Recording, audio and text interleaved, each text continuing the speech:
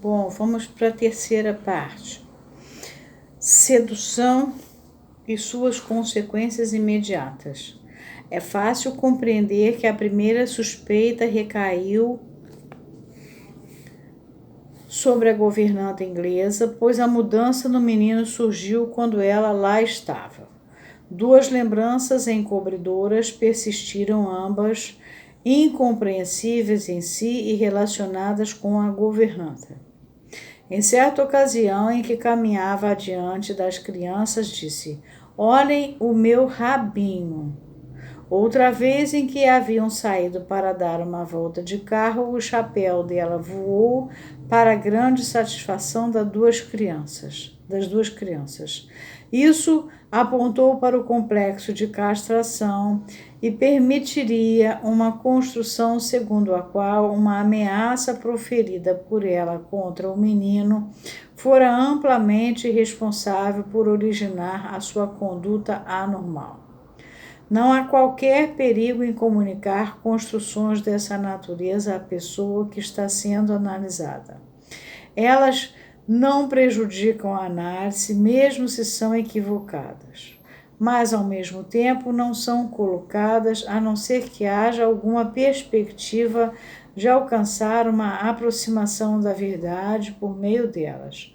Freud penetrou no assunto em maior extensão em seu artigo Construções em Análise, particularmente na seção 2.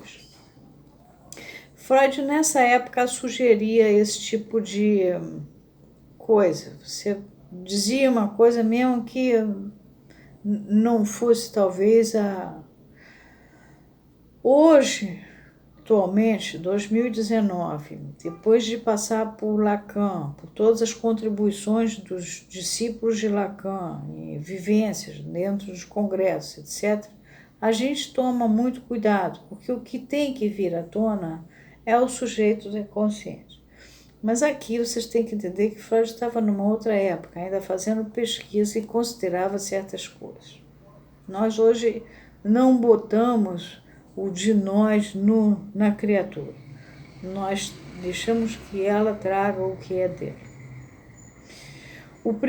Em geral, o primeiro efeito dessa suposição foi o aparecimento de alguns sonhos, os quais não foi possível interpretar completamente, mas que pareciam todos concentrar-se ao redor do mesmo material. Pelo que se podia compreender deles, diziam a respeito a ações agressivas por parte do menino contra sua irmã ou contra a governanta, com enérgicas reprovações e castigos por causa dessas ações. Era como se, após o banho dela, ele tivesse tentado despir a sua irmã, arrancando-lhe as roupas, os véus e assim por diante. Mas não foi possível obter um conteúdo firme da interpretação, e de vez que esses sonhos davam a impressão de operar sempre sobre o mesmo material em diferentes formas, a leitura correta dessas reminiscências ostensivas tornou-se segura. Só podia ser uma questão de fantasias que o paciente havia elaborado sobre a sua infância numa ou noutra época, provavelmente na puberdade, e que agora vinham outra vez à superfície sob forma irreconhecível. A explicação veio de uma só vez quando o paciente se lembrou de repente de que quando era ainda muito pequeno, a irmã o introduzira a práticas sexuais. Primeiro veio a lembrança de que no banheiro, que as crianças frequentavam muitas vezes juntas, ela fez a seguinte proposta: "Vamos mostrar os nossos traseiros?" E passou das palavras à ação. Subsequentemente, veio à luz a parte mais essencial da sedução, com todos os detalhes de tempo e lugar. Foi na primavera, numa época em que o pai estava fora de casa. As crianças estavam brincando num quarto do andar térreo, enquanto a mãe trabalhava numa sala ao lado. A irmã havia lhe pegado o pênis e brincava com ele, ao mesmo tempo em que lhe contava histórias incompreensíveis sobre a babá à guisa de explicação. A babá, dizia ela, costumava fazer o mesmo com toda a espécie de gente, por exemplo, com o jardineiro. Ela mantinha-lhe a cabeça em pé e então pegava-lhe nos genitais. Aí, então, estava a explicação das fantasias cuja existência já havíamos adivinhado. Destinavam-se a apagar a lembrança de um evento que mais tarde apareceu ofensivo à autoestima masculina do paciente e atingiram o objetivo colocando uma inversão imaginária e desejável em lugar da verdade histórica. De acordo com essas fantasias, não era ele que havia desempenhado um papel passivo em relação à irmã, mas, pelo contrário, fora agressivo, tentara vê-la despida, fora rejeitado e punido e iniciara, por essa razão, um comportamento colérico do qual a tradição familiar tanto falava. Era também apropriado incluir a governanta nessa composição imaginativa, já que a principal responsabilidade pelos seus acessos de ira foi a ela atribuída pela mãe e pela avó. Essas fantasias, portanto, correspondiam exatamente às lendas por meio das quais uma nação que se tornou grande e orgulhosa tenta esconder a insignificância e o fracasso de seus primórdios. Nota: ver a exposição mais longa sobre o assunto no estudo que Freud faz de Leonardo, o próprio da Vinci, no início do capítulo 2, em 1910. A governanta pode, com efeito, ter sido apenas uma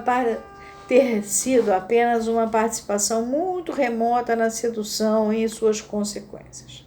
As cenas com a irmã tiveram lugar no início do mesmo ano, em que, no auge do verão, a inglesa chegou para tomar o lugar dos pais ausentes.